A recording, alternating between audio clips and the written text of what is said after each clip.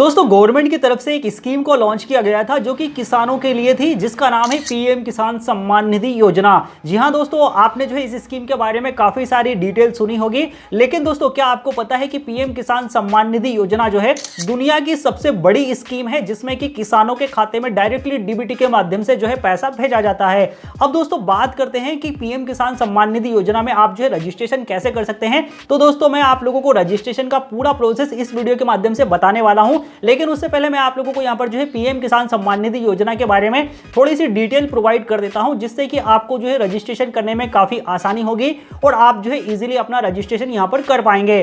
दोस्तों आप लोगों की जानकारी के लिए मैं बता देना चाहता हूं कि मैंने जो है अपने टेलीग्राम चैनल पे कुछ दिनों पहले एक पोस्ट को अपलोड किया था, जिसमें कि पीएम किसान सम्मान निधि योजना के जितने भी सारे हितग्राही लाभार्थी किसान थे जिन्होंने अपना केवाईसी नहीं किया था, उन सभी का केवाईसी को करवाने के लिए मतलब गवर्नमेंट ने जो है इस पोर्टल को थोड़े टाइम के लिए बंद किया था।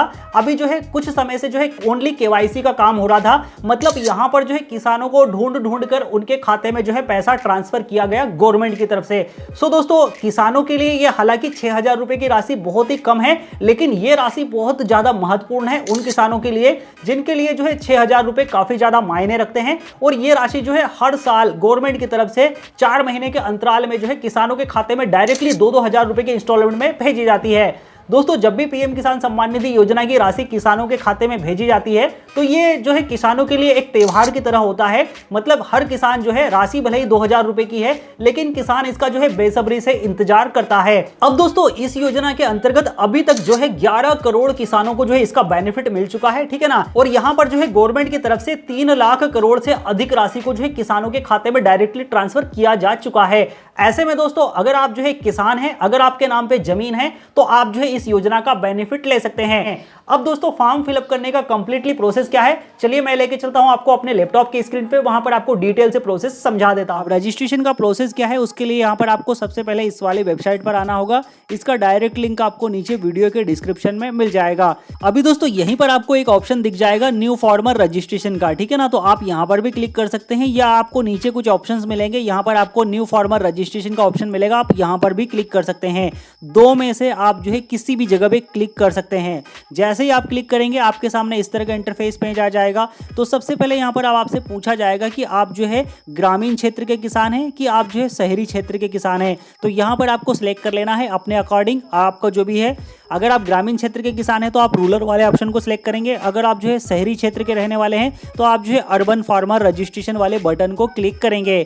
उसके बाद यहाँ पर आपको प्रोवाइड करना है अपना आधार नंबर, यहाँ पर आपको प्रोवाइड करना है अपना मोबाइल नंबर। स्टेट आप यहाँ पर सिलेक्ट करेंगे, जो भी आपका स्टेट है। तो आप भारत के किसी भी स्टेट के रहने वाले हैं, आप यहाँ पर एप्लीकेशन कर सकते हैं। उसके बाद इस वाले कैप्चा को आपको डाल देना है, यहाँ पर गेट ओटीपी वाले बटन पे कर देना है क्लिक। तो जैसे ही आप गेट ओटीपी वाले बटन पे क्लिक कर देते हैं तो यहाँ पर आपका जो भी मोबाइल नंबर आपने प्रोवाइड किया है उस पर एक ओटीपी भेजा जाएगा। ओटीपी आपको यहाँ पर इंटर कर देना है, ठीक है ना।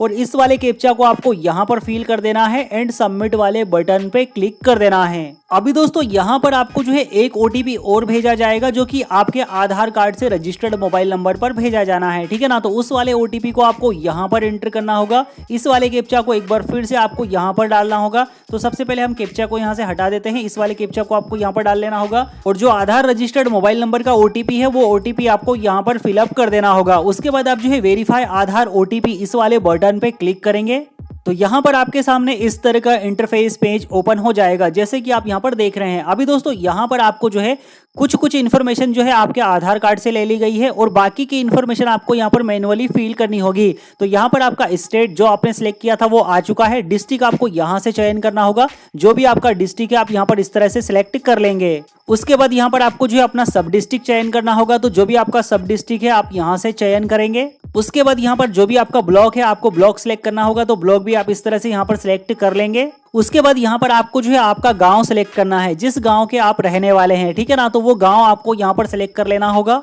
अब काफी सारे लोगों को जो है कंफ्यूजन होता है कि हमारी जमीन जो है इस वाले स्टेट में है और हम रहने वाले दूसरे स्टेट के हैं। तो यहाँ पर आपको वही एड्रेस फिलअप करना है जिसमें आप निवास करते हैं। जमीन का एड्रेस आपको जो है लैंड वाले ऑप्शन में फिलअप करना है, जहां पर कि आपको जो भी आपकी जमीन की डिटेल फिलअप करनी होती है वहां पर आपको जो है फिलअप करनी है। तो जैसे कि मान लीजिए आप मध्य प्रदेश के रहने वाले हैं, उसके बाद आपकी जमीन चाहे गुजरात में है चाहे आपकी जमीन उत्तर प्रदेश में है, आप जो है जमीन वाले ऑप्शन में जो है उस चीज को सिलेक्ट करेंगे, ठीक है ना। तो यहाँ पर अभी हमने जो है अपना सिलेक्ट कर लिया है। यहाँ पर फार्मर की डिटेल जितनी भी थी आधार कार्ड के अकॉर्डिंग ले ली गई है। कुछ डिटेल यहाँ पर नहीं आती है तो उसको आप सिलेक्ट करेंगे, जैसे कैटेगरी क्या है तो जो भी फार्मर का कैटेगरी है वो आप सिलेक्ट करेंगे। अगर ओबीसी है तो भी आप जनरल को ही सिलेक्ट करेंगे, ठीक है ना। उसके बाद फार्मर टाइप, तो यहाँ पर आपको 2 टाइप्स ऑफ फार्मर देखने के लिए मिलेगा। एक तो स्मॉल जो कि 2 हेक्टेयर से कम के किसान है, और यहाँ पर मान लीजिए 2 हेक्टेयर से ज्यादा आपके पास जमीन है, जैसे कि 5 एकड़ से ज्यादा आपके पास जमीन है तो आप अदर वाले ऑप्शन को सिलेक्ट करेंगे। आइडेंटिटी टाइप में यहाँ पर आपका आधार कार्ड सिलेक्टेड रहेगा। यहाँ पर आपको जो है इसको छेड़ना नहीं है। आधार नंबर आपका यहाँ पर इस तरह से आपको जो कि दिखाई नहीं देगा। मोबाइल नंबर यहाँ पर आ जाएगा, मैंने इसको ब्लर कर दिया है सिक्योरिटी पर्पस से।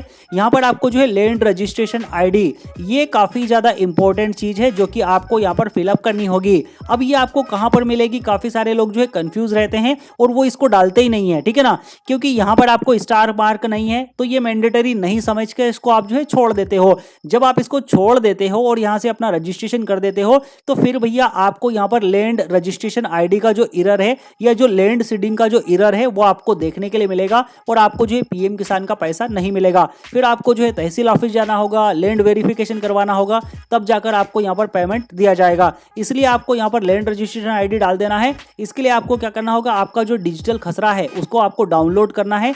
डिजिटल खसरा आप जैसे डाउनलोड करेंगे आपको पहले ही नंबर का कॉलम देखने के लिए मिलेगा लैंड रजिस्ट्रेशन आईडी का। वो आईडी आपको यहाँ पर एंटर कर देना है।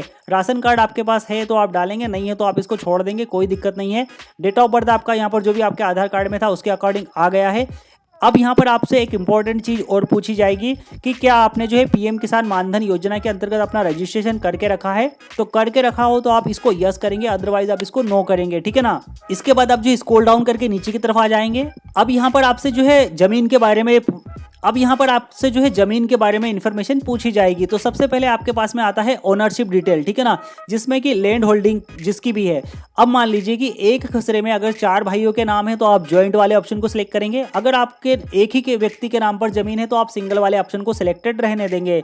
अब यहाँ पर आपको जो है जमीन की सारी इंफॉर्मेशन को ऐड करना है, तो उसके लिए आप ऐड वाले बटन पे क्लिक करेंगे। तो जैसे ही आप ऐड वाले बटन पे क्लिक करेंगे तो यहाँ पर आपके सामने जमीन की डिटेल को ऐड करने का एक इस तरह का इंटरफेस पेज आ जाएगा, ठीक है ना। जैसे कि आप पढ़ सकते हैं ऐड लैंड डिटेल। तो यहाँ पर आपको जो है अपनी जमीन की डिटेल देनी होगी। तो यहाँ पर सबसे पहले आपको खाता नंबर या सर्वे नंबर डालना होगा, या आपको जो है पावती के फ्रंट पेज पे देखने के लिए मिल जाएगा। यहाँ पर आपको खसरा नंबर डालना होगा, ये भी आपको पावती में देखने के लिए मिल जाएगा, ठीक है ना। यहाँ पर आपको एरिया इन हेक्टेयर, कितने हेक्टेयर आपकी जमीन है, जैसे कि 2.5 एकड़ का 1 हेक्टेयर होता है, उस हिसाब से आप यहाँ पर कन्वर्ट करके इंटर कर देंगे। यहाँ पर लैंड ट्रांसफर स्टेटस आपको बताना होगा कि आपके नाम पर जमीन कब आई थी, 2019 से पहले आई थी कि 2019 के बाद में आई थी, आप इसको सिलेक्ट करेंगे। यहाँ पर ट्रांसफर का कारण क्या रहा था, तो यहाँ पर 4-5 कारण आपको देखने के लिए मिलते हैं।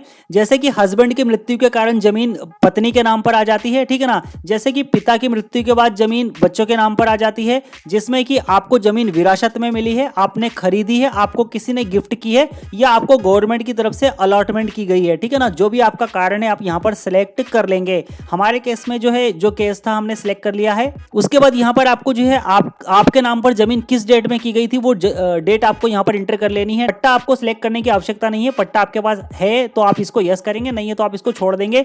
यहाँ पर आपको प्रीवियस ओनर का आधार नंबर इंटर करना होगा, ठीक है ना। तो ये अलग अलग केसेस में जो है आपको इंटर करना होगा। तो यहाँ पर अगर आपने जो जमीन है वो खरीदी है तो आपको यहाँ पर आधार नंबर डालने की आवश्यकता नहीं। प्रीवियस ओनर का आधार नंबर केवल आपको जो भी मृत्यु के कारण है उसमें आपको डालने की आवश्यकता है, ठीक है ना। जैसे कि मान लीजिए कि पति की मृत्यु होने के बाद पत्नी के नाम पर जमीन आई है तो उस कंडीशन में आपको पति का आधार नंबर यहाँ पर डालना होगा।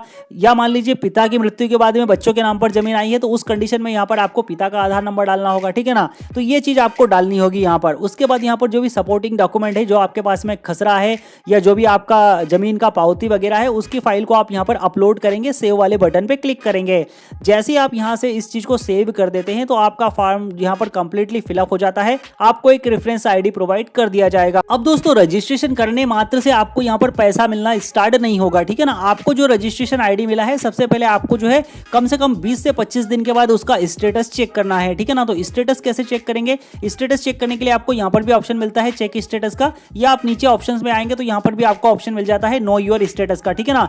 आपको सबसे पहले अपना स्टेटस चेक करना है। तो अभी आपको यहाँ पर जो है स्टेटस वाले ऑप्शन पे आके अपना जो भी रजिस्ट्रेशन नंबर आपको मिला है वो एंटर कर देना है। इस वाले कैप्चा को आपको यहाँ पर डालना है, गेट ओटीपी वाले बटन पे क्लिक कर देना है। तो आपका जो भी रजिस्टर्ड मोबाइल नंबर है उस पर एक ओटीपी भेजा जाएगा, मोबाइल नंबर भी आपको यहाँ पर दिखाया जाता है, ठीक है ना। तो ओटीपी आपको यहाँ पर एंटर करना है, गेट डाटा वाले बटन पे क्लिक कर देना है। तो यहाँ पर इस तरह से आपका जो भी स्टेटस है आ जाएगा, ठीक है ना। अब यहाँ पर आपको जो है जैसे कि मैंने बताया था कि लैंड सीडिंग, अगर आप जो है लैंड डिटेल डाल दोगे तो लैंड सीडिंग आपका यस हो जाएगा, ठीक है ना। आधार, अगर आपका जो डीबीटी है इनेबल होगा तो वो आपका यहाँ पर यस हो जाएगा, लेकिन आपको डीबीटी यहाँ पर अभी नहीं बताया जाएगा। सबसे पहले आपको यहाँ पर केवाईसी करना होगा। तो अगर आपका केवाईसी यहाँ पर नो बता रहा है तो फिर आपको जो है केवाईसी वाले ऑप्शन पे जाके अपना केवाईसी कर लेना होगा। जब आपके यहाँ पर तीनों ऑप्शन सही हो जाएंगे, जैसे कि लैंड सीडिंग सही हो जाएगा, केवाईसी सही हो जाएगा, यहाँ पर आपका जो आधार सीडिंग है वो भी यहाँ पर आपको राइट बता दिया जाएगा, ठीक है ना। आधार सीडिंग आपको नहीं पता है तो इस पर मैंने ऑलरेडी वीडियो बना के रखा है कि किस तरह से आप जो है अपने बैंक का आधार सीडिंग स्टेटस चेक कर सकते हैं, कौन सी बैंक में आपका पैसा जाएगा, वो सारी चीज आप यहाँ से चेक कर सकते हैं। तो ये तीनों चीजें आपकी कंप्लीट हो जाएगी तो आपको जो है फिर बेफिक्र हो जाना है। फिर जब भी पीएम किसान सम्मान निधि योजना का पैसा डाला जाएगा वो डायरेक्टली डीबीटी के माध्यम से आपके अकाउंट में ट्रांसफर कर दिया जाएगा। अब जब भी गवर्नमेंट की तरफ से पीएम किसान सम्मान निधि योजना का पैसा जो है डाला जाएगा तो वो डायरेक्टली आपके अकाउंट में डीबीटी के माध्यम से सेटल कर दिया जाएगा। अब कौन से बैंक में आपका डीबीटी इनेबल है ये आपको नहीं पता है तो इस वीडियो के माध्यम से आप जो है अपना डीबीटी चेक करना सीख सकते हैं कि कौन से बैंक के साथ में आपका जो है आधार एनपीसीआई लिंक है, किस बैंक के साथ में आपका जो डीबीटी है इनेबल है, और पीएम किसान सम्मान निधि योजना का जो पैसा है किस बैंक अकाउंट में जाएगा। तो उम्मीद करता हूं कि आज के इस वीडियो के माध्यम से आपको जो है प्रॉपर इन्फॉर्मेशन मिल गई होगी। फिर भी इस वीडियो से रिलेटेड आपके मन में किसी तरह का कोई सवाल है तो आप मुझे कमेंट सेक्शन में पूछ सकते हैं। तो मैं मिलता हूं आपसे नेक्स्ट वीडियो में किसी नई इन्फॉर्मेशन के साथ, तब तक के लिए आप अपना ख्याल रखिए। जय हिंद, जय भारत।